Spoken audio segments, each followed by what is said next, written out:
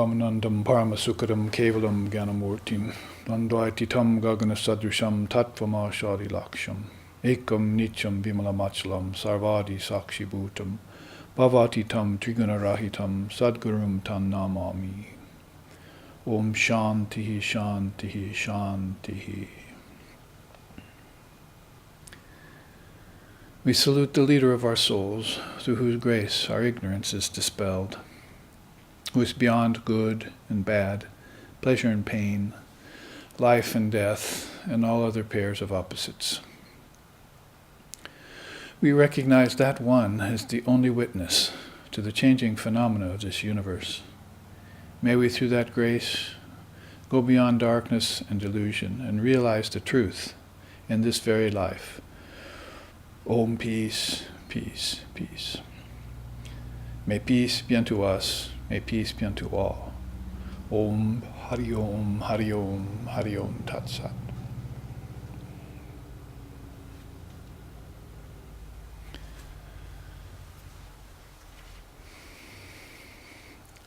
On Sunday mornings, it is our great privilege and also our predilection to gather together for meditation before dawn, so we can watch darkness turn into dawn. That is outside. Inside we're just watching all light, we hope. The sun of her wisdom never rises nor sets, as we say in our tradition. It's just one non-dual sun. And some of the questions today for our satsang are about Advaita, that is non-duality, and so we will take these questions in order, and here in the new year, hopefully come up with some good edifying answers about the nature of divine reality and our connection to it, or as Advaita Vedanta would say, our oneness with it. Connection to it happens, of course, when relativity and reality are considered to be two different aspects. Of course, that line of demarcation between the absolute and the relative is what we're trying to erase in meditation, and which goes away temporarily in deep sleep and makes one wonder about the ability of the mind to formulate and dissolve name and form and time and space, and to get beyond its karmas, that is the cause and effect that's going on. In other words, to transcend maya, nama, rupa, desha, kala, nimitta, time, space, and name, form, time, space, and causality. So in that vein, which we always entered into when we think of the term satsang, sangha, gathering in one body to hear and discuss the truth, sat, or the truth of existence, then we can take these questions. The first one is, please explain Christ's teaching about wanting to make his followers fishers of men. What is the Advaitic meaning, and how does it apply to the householder living in the West? Well, first of all, there's no Advaitic meaning to it at all. That is, except its underlying substratum, of course. Everything is built on the substratum of Advaita Vedanta, or non-dualism. That's the string running through the pearls that Sri Krishna talks about in the Gita. The second half of that question is more apropos. How does it apply to the householder living in the West? That is, the teaching of, come, I will make you fishers of men. That's exactly where the teaching is given, on what we would call the qualified non-dual level, and on the level of sadhana, or you might say even precluding sadhana, just having a spiritual awakening so that one feels the need to do sadhana. That's all by Mother's grace too. So in a sense it's all Advaitic, as I was saying. That is, we feel like she not only gives us the time of awakening and gives us the desire to do sadhana, but she also gives us enlightenment, finally. Gives us that moment of higher samadhi where we transcend mind and body and senses and disprove the sub-reality of the world and prove to ourselves the I and my Father are one quotient, or what we would call a Mahavakya, or absolute truth in Vedanta, like Tattvamasi, that thou art. That is, that means Brahman, and thou is the apparently separated self. And then Tvam means the relationship between the two, that thou art. They've gone into long, long pages and chapters and tomes on the meaning of that from the standpoint of qualified non-dualism, speaking towards the Advaita. So that's what we have to do with many of Christ's teachings. This one is given more on the qualified non-dual level, meaning, first of all, you have to have a spiritual awakening. So get yourself a spiritual life. You have loaves and bread and fishes and wives and nets and river. He saw that they had everything given to them by the grace of their own minds and their own incarnation as pure and simple folk. But what they didn't have was the developed spiritual life. I would call that lack of memory of their true nature, not that they didn't have a true nature, because Advaita states that everything is divine, and even the demoniacal must be turned into the divine. You must transmute poison to nectar, as we were speaking of last week. At least that's the yogic way. We were speaking of that in class last week, and we'll also take it up this afternoon at 2:30 for our live streaming class here. So when you say fishers of men, he says, come, but before you come, you must have this spiritual awakening. So he would give them teachings that would help them to remember. That's in Sanskrit, that word's called smriti. And if you want to go deeper into the teaching of memory, so that we just don't get stuck in memorabilia or in photographs and stories about the past, which don't have that much bearing on the present anymore, and possibly not even on the future. We want to go deeper into memory. We call it smriti bedu, or a subtle memory, or even a causal memory back inside of your mind, not your brain, but back inside of the mind complex, that has stored all those memories of import. Those memories are why you took an incarnation this time, by the way, to come back with some sort of essence of the experience that you extracted and brought with you, so that makes you, as Vivekananda says, who you are. That's your prarabdha karma, present karma that you took from the past. It shows you who you are and where you're at the present moment as an apparently individualized soul. That is, if you've drawn yourself out from the whole. And that's called the ego mechanism. So stored in that ego-mind mechanism, sometimes they call it the antakarana, the inner organ, the inner cause of all things. Karana means cause. So the mind-only schools are thinking in terms of the mind being the cause of all this outwardly. Even objects came from the mind. And the power to solidify is in the mind. The power to dissolve and liquefy is also in the mind. That's earth and water, basically, when you're talking out here on this level, this plane of existence. But inside there, of course, there's the power to homogenize everything into everything external and internal into one indivisible state, and then meditate on that state and be free. That's how Shankara describes it in the Viveka Chudamani, the crest jewel of discrimination, that great scripture. So a spiritual awakening has to happen first, and then once some meditation, manana, rolling it around in your mind, these teachings that Christ gives you and other great souls, mature, then you can be about making fishers of men, and that would be, of course, awakening other souls to their true nature. So that's really the import of a teaching like that. And people throughout the ages have gotten that teaching from their teachers, a sort of command, as it were, depending on what kind of an imperative it is. If it might be an invitation to wake up, but maybe if the situation is more dire, it would be a command: come and wake up "Oh mind, wake up, you must, because you're wasting this life. Time is being frittered away in mundane, superficial preoccupations, and you're not getting to the essence of the matter."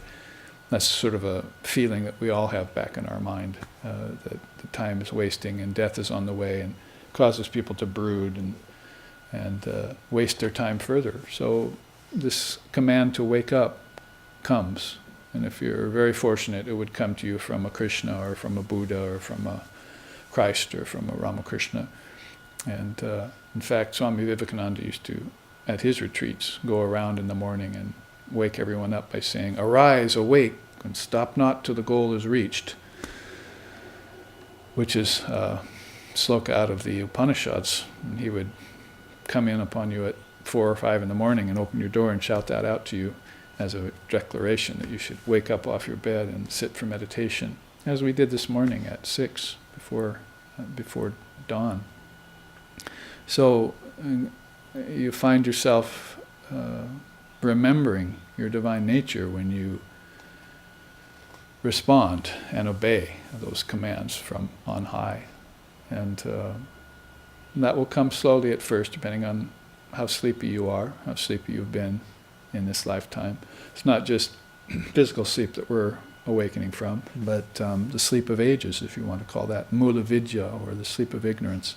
And we wake up and you still go around, the song says, with eyes wide open and your senses all functioning perfectly, you still walk around blind, O soul. So wake up, wake up. So there are many teachings about that. In fact, if you want a more inviting teaching about it, Sri Ramana Maharshi used to give that by saying that this was dream number 1 and dream number 2.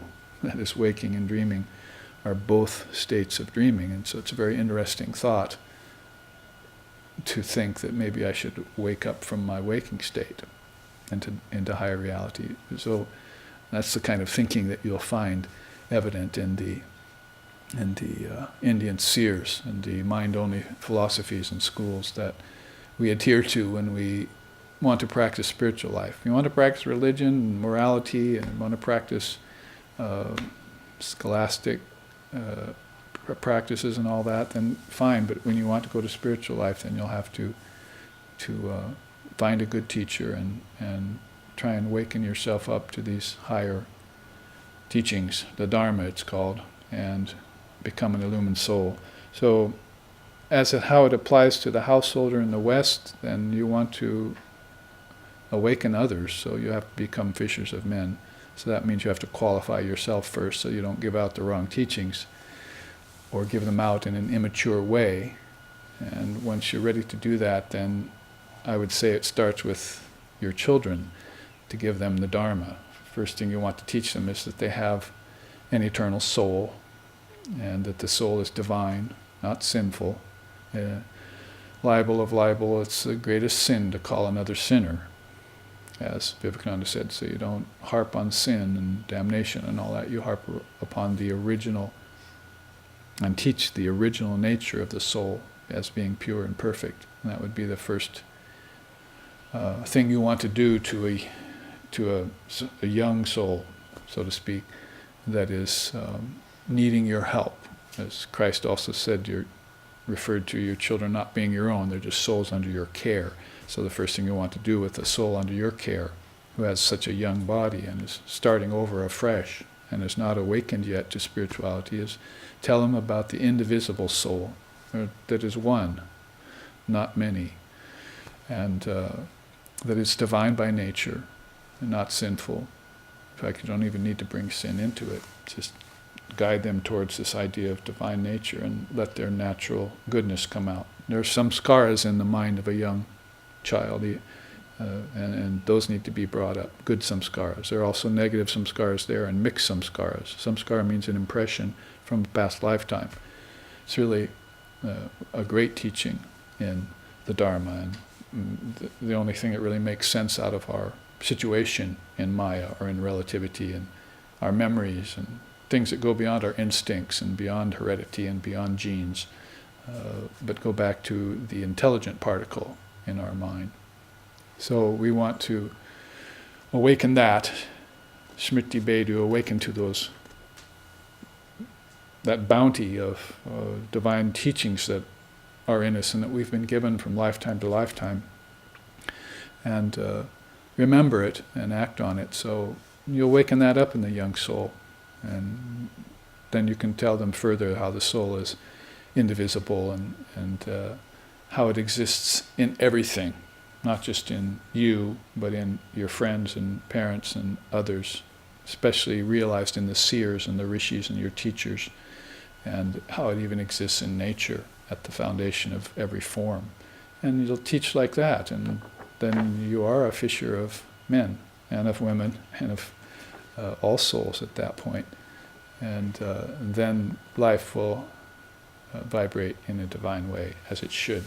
And as they asked Vivekananda, should a man be reborn? And he said, I certainly hope he will not be reborn, not until he can do so in full consciousness.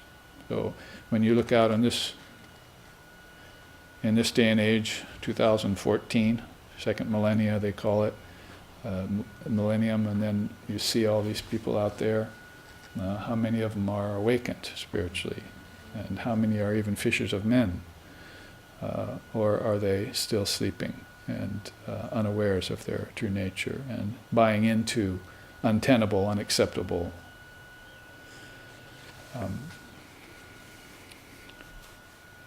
idiosyncrasies of religion, like eternal damnation and original sin, and those are meant to be symbolic, if anything, or maybe even best to be done away with and bring out these deeper axioms of truth that Advaita speaks about, that the soul is one and indivisible and it's divine in its nature and so forth. So then you can truly call yourself a fisher of men, and you can begin the work as a householder of raising dharmic children and gathering together your friends in neighborhoods into the Dharma, spreading the teachings of the Dharma so that beings can even awaken themselves. All you need to do is give them a start. So there's an answer to that question. Another question which I heard yesterday, an email came in. Advaita seems to me to be associated with Divine Mother rather than with God the Father. Why is this the case? Well, probably the questioner is thinking about the class last week and lately, the classes we've had called Shakta Advaita Vada, whereas we're mating up Shakti, the Divine Mother power, with Advaita, non-duality, as a path. You put those two things together, so the questioner might be thinking, well, we're hearing so much about Mother in relationship to Advaita, to non-duality. What about the Father? Well, the idea here is that the Father can't express Advaita, can only be Advaita.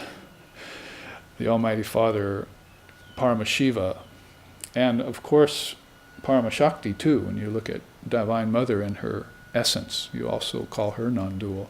So, power of Shakti is just very unique, though, is that Shiva is called pure existence, pure knowledge, pure bliss, Satchidananda, that's the Father, if you can borrow that term for it, Almighty Father, if you want. Since we're talking in the vein of Christ and Christianity too. But Mother is the essence, the dynamic essence inside of that. Like a snake has a wriggling power. Sometimes it's still and sometimes it wriggles across the ground. So that same snake has both the static and the dynamic in it, doesn't it? And like fire has the power to burn in it, and water has the power of wetness in it, and so forth. The mind, as we were just saying, has the power of solidifying and liquefying, or solidifying and dissolving in it. So we see these two as one, and these are called higher dualities. If you get stuck in pleasure and pain, or virtue and vice, then you haven't really gone very deep into the kingdom of heaven within you. And so you're not going to be able to be a very good fisher of souls. So you're going to have to think in terms of deeper, more profound dualities, like form and formlessness, and bondage and liberation, and projection and withdrawal, creation and dissolution, those kinds of things. that are going on all the time in terms of millions of souls in many, many different realms, not just the physical realm. You have to start opening the box and thinking beyond it, getting out and getting free and looking out as a witness upon everything that's going on, not just upon the physical world, because there you're looking at phenomena, and phenomena is constantly changing. You might have noticed if you took apart a physical particle, it's always changing, at a billionth of a second, in fact. So if everything is built on that kind of sand, then you can see why Christ said, build your house on bedrock. You have to start looking for deeper, more profound, more stable, more lasting principles that don't change. That's the essence of the Advaita right there, non-duality. I and my Father are one type of speak. So in that case then, Divine Mother is the vehicle, the profound vehicle for expressing non-duality. Shiva won't move out of that position. Static, supine, she dances on his chest, is the tantric vision, you see. So she comes up out of his heart and expresses everything that's in that static reality and gives it name and form and time and space and causality, all springs out of that. And it's meant to spring out in the most sattvic and harmonious way. And so when you approach it from seemingly outside, then you must look for the inside core and compare that to your inside core. And then you express what's in Shiva. So you become Divine Mother's vehicle. Haven't you heard you should be cut in the image of the divine? Well, that's because the human form is divine. It is a template for divinity. Everything on it, if you look deeply, is divine. And if you look into nature with that same eye, you'll also see divinity there. You'll see that one reality in everything. So we salute Divine Mother then, and then she acts rather like the sun that ushers you into the presence of the Father. You can get to the presence of non-duality through duality and qualified non-duality. And don't misunderstand by rendering the subject all into gender, like male, female, and neuter. That's a triputi you can meditate on, because there are divine male and divine female and all that, no doubt. Avatars, quite often divine males. But basically you have to look more toward the philosophical underpinnings when you talk about non-duality that transcend dualities like male and female.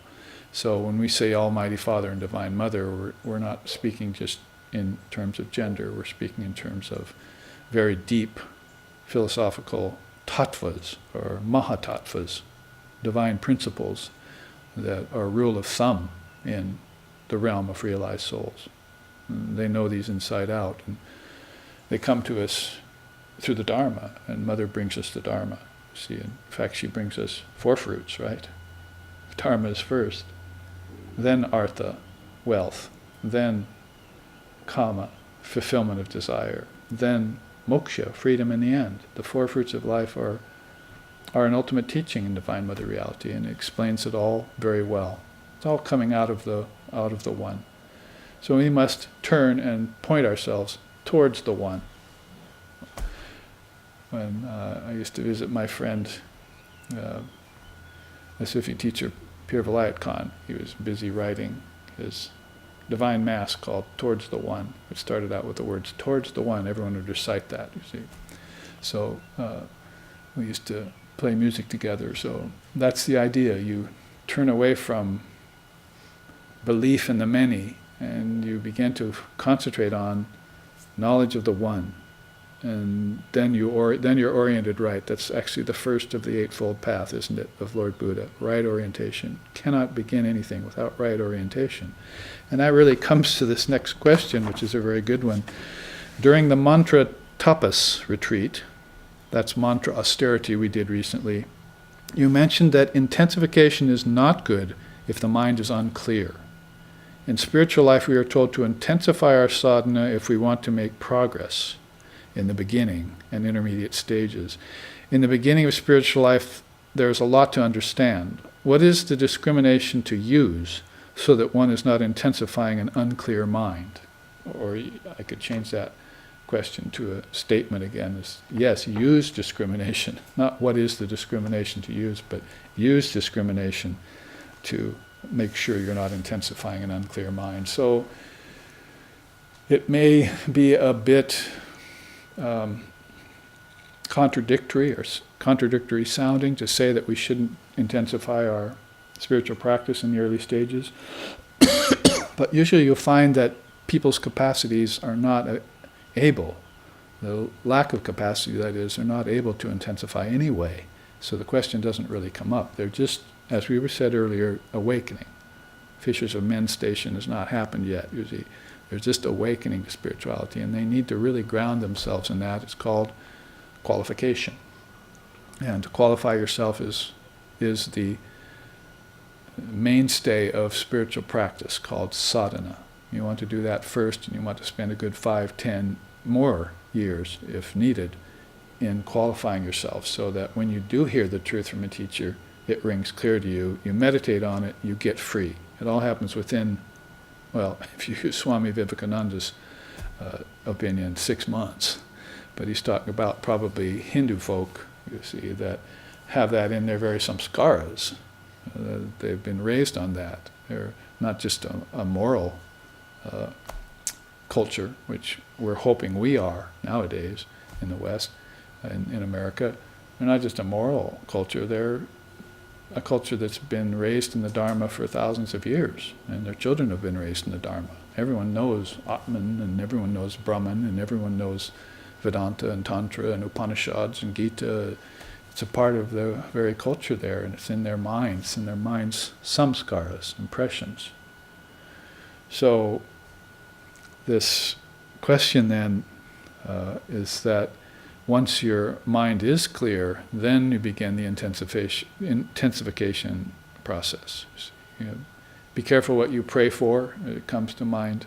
Say, if you begin praying for things that aren't really worthy with an impure mind, then you may get these things, and that may really ruin your life, as we've seen in many cases. So you want to be real clear about what to pray for. You want to be real clear about what to meditate on and how to meditate. You want to be real clear on how to interpret those scriptures. You want to be very clear on how you do the puja, how you do the worship of the Lord, so as not to make any mistake or offend any deity. There's so many ways in which you need to be clear. Clarity. Khyati, it's called in both Buddhism and Vedanta. You need to have that clarity first, then when you have that clarity, the rain cloud of virtues come out of the inner skies and soak you to the bone. You get wet with the Dharma. Wet with devotion, if you want to put it that way. Devotion to the Dharma or devotion to the truth. So if you take the other scenario, then basically you start to, with an unclear mind, start to do these intense practices, and that's where you get mentally imbalanced people, and aspirants begin to go off the mark. And then also you see spirituality begin to be associated with madcaps and so forth, you see, with mystics as a class, which are sometimes not real mystics at all.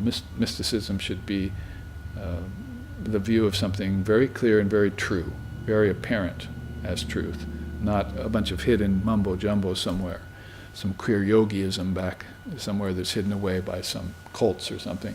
It's got to be very clear and very direct and very non-dual, based in the non-dual, and with the Dharma as its testament.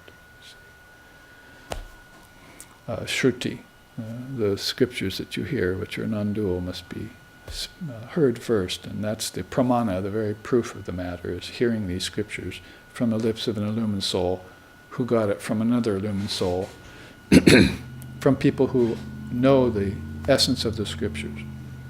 So with that kind of clear understanding, you intensify, and immediately spiritual progress is made. Without that kind of clear understanding, you all of a sudden jump to some sort of premature austerities, like even minor austerities, like fasting or something.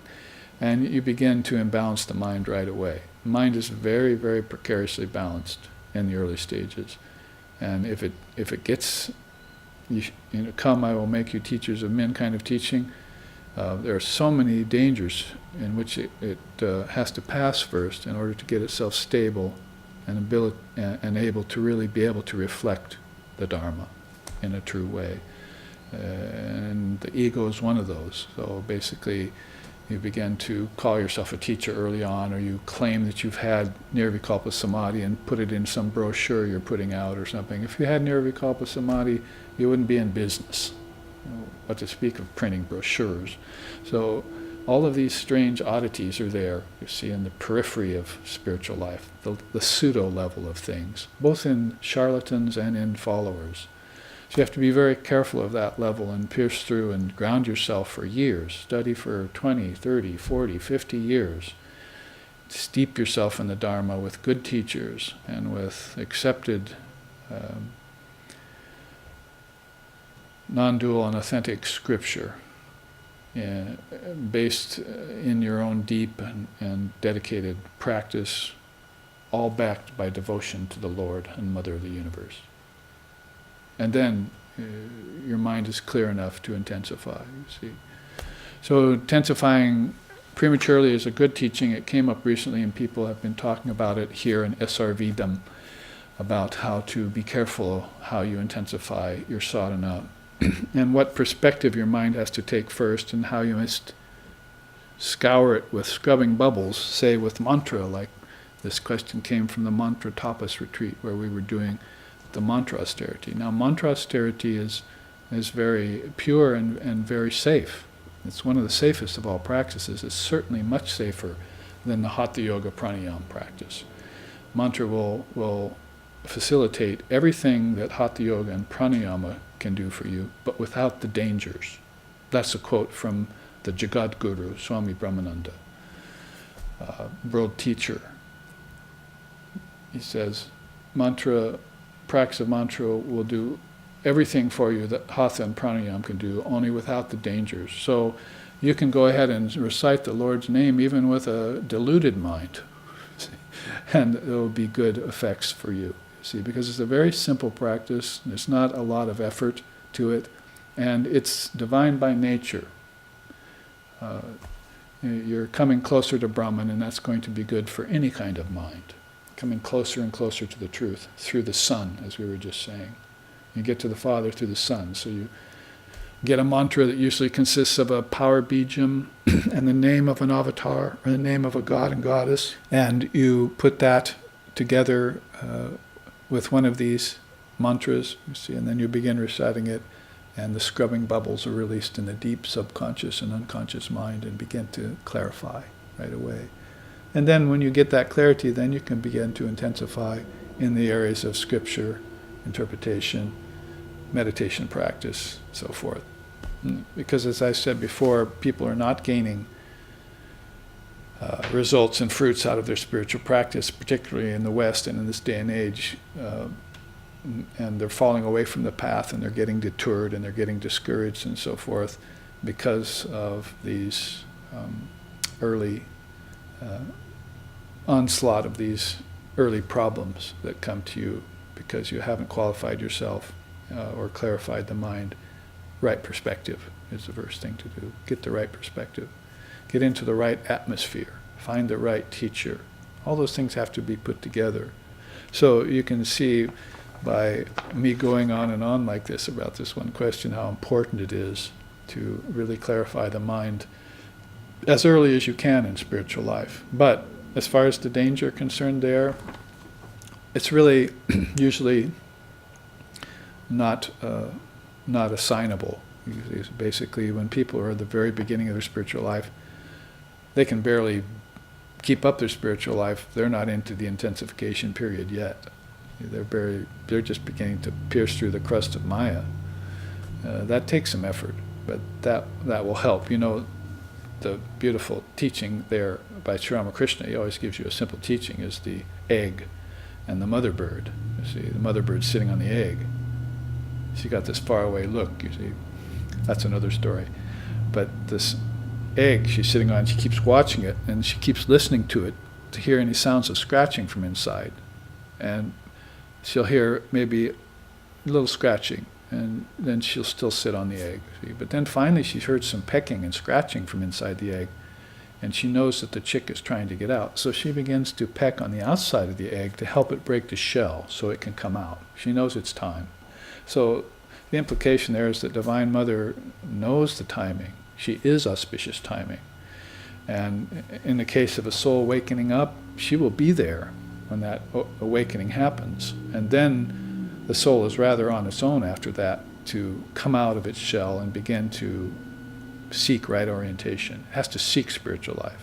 If it seeks the world, if it seeks wealth, if it seeks fame, for the sake of wealth and fame, and God isn't in the picture, then that's a worldly person. That person is not qualified or ready yet for spiritual life, probably not even for religious life.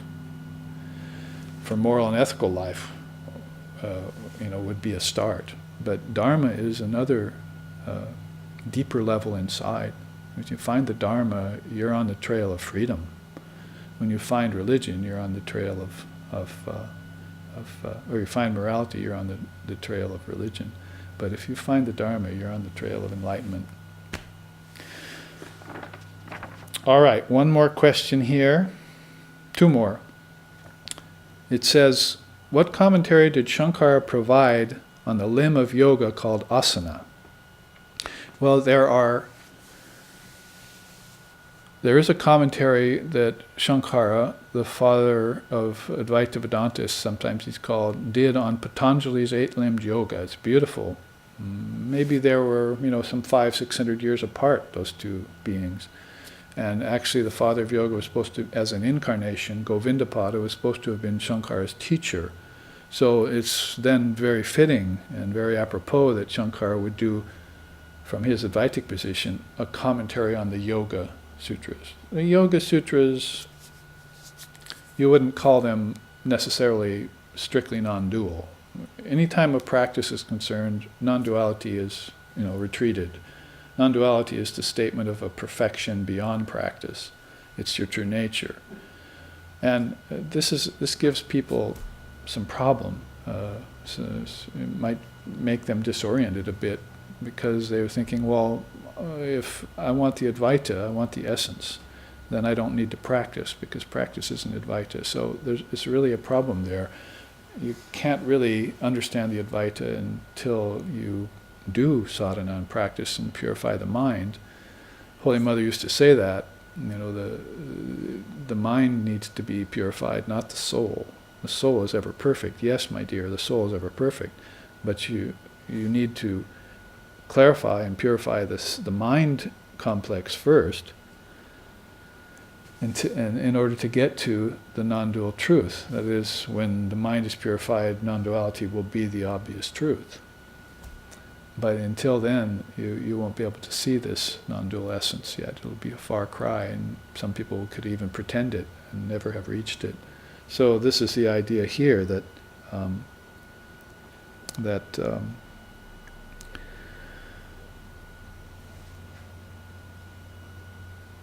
one is going to need to go through a practice that would include something like I'm doing right now, asana.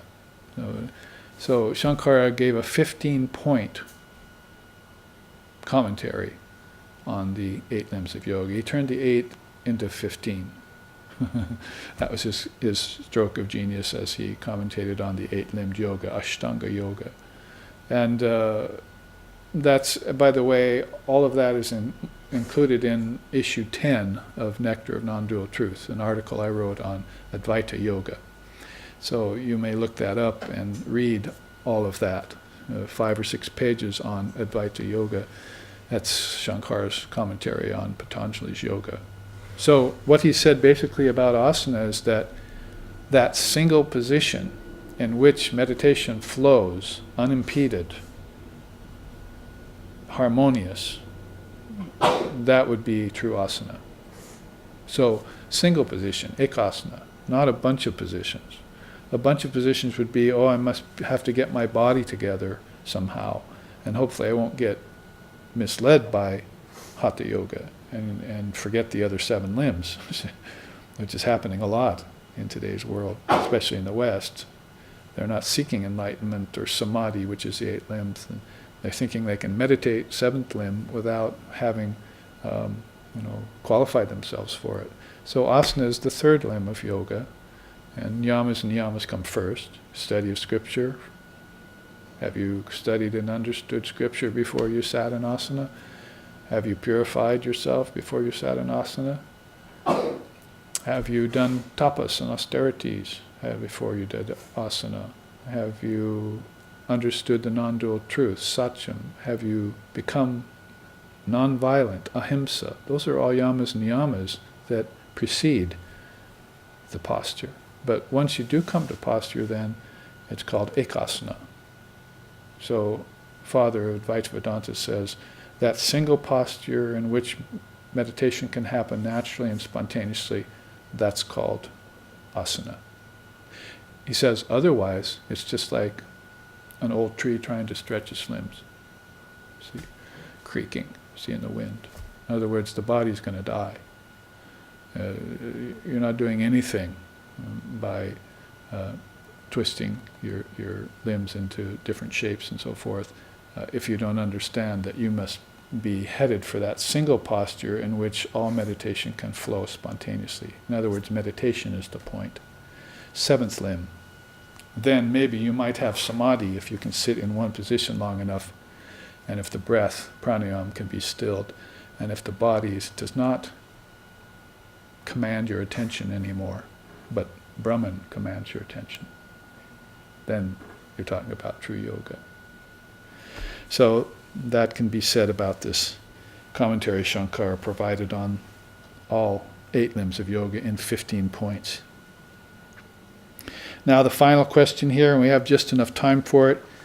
I remember you giving a teaching on the state of pure consciousness where it realizes itself to be absolutely distinct from matter, like the coconut, which when it ripens has a natural separation between the kernel inside and the shell that contains it. I love that teaching, that simile. It is very helpful to me. But the separation being alluded to always made me think of the practice of Pratyahara. Will you please expound on the higher limbs of yoga in relation to this realization for our benefit? And in particular, I'd like to know its relation to Pratyahara.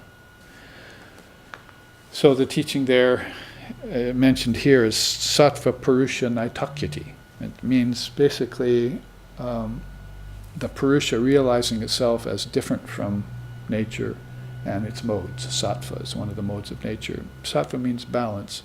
Raja means restlessness. And then tamas means inertia or slothfulness, depending on whether you're talking about it in the mind or in nature. So the Purusha needs to transcend the 3 gunas and recognize itself as the source of everything, the essence, as we were just talking about earlier, Paramashiva, the essence. And so the question here is, it sounds like you're practicing Pratyahara when you do that, but the answer is that Pratyahara has been accomplished long ago, before this Sattva-purusha-nytakhyati kicks in, which would be more like the distinction between meditation and samadhi, separating the soul from all form. In this Pratyahara stage, quite often you're trying to separate yourself from habits, desires, thoughts about form and concepts and so forth.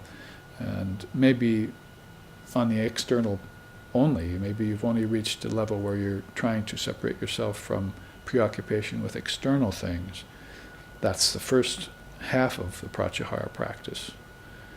And then the second half of it is, oh, now I've got all the things that I just tried to, that used to bother me, are now haunting me as thoughts. See, I have the same desires and habits that I had outwardly, and now I find out that I have them inwardly. And so it's actually a direct finger pointing towards the fact that everything comes from the inside out, not the other way around.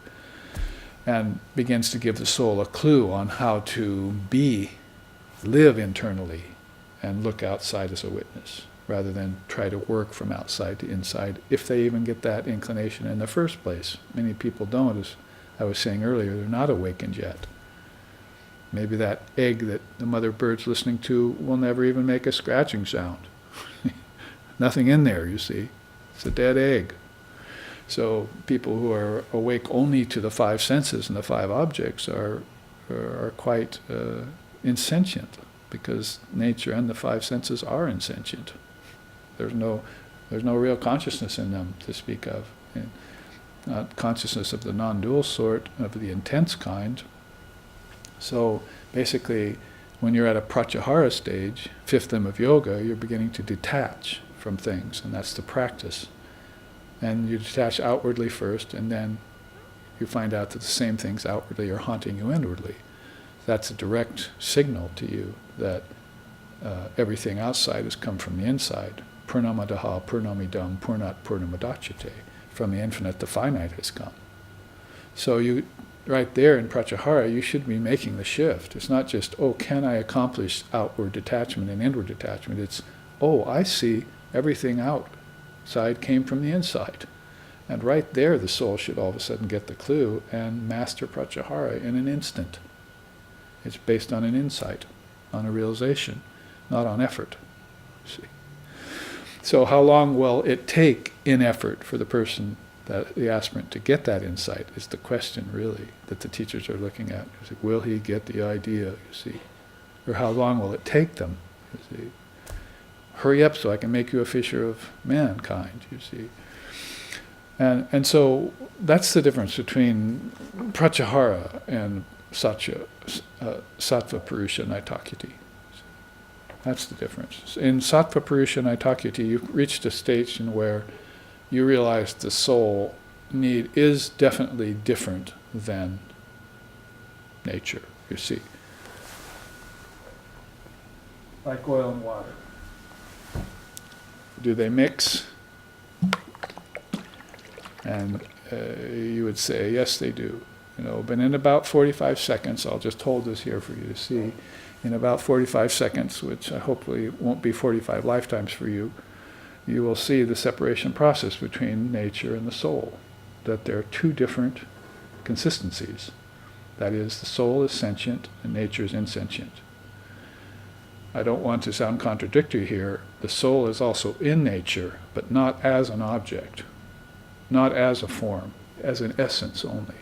So when you look at nature, the reason it's so beautiful and so attracting is because it is in it, the reality is there, underlying all forms. But it's never a form.